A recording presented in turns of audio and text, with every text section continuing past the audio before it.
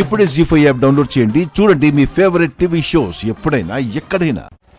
ఎదుటి వాళ్లకు పక్షవాతం వచ్చేలా చేయడమే గాని రత్నమాలకు పక్షవాతం రావడం ఏంటి? అంటే అదంతా నటన? అవును,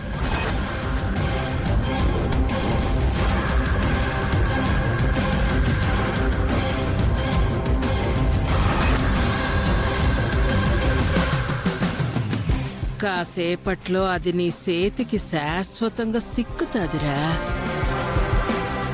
మెల్లగా ఆడు తాలి కట్టేసినాక అప్పుడు చూపిస్తానే మీ అందరికి నా స్వరూపం.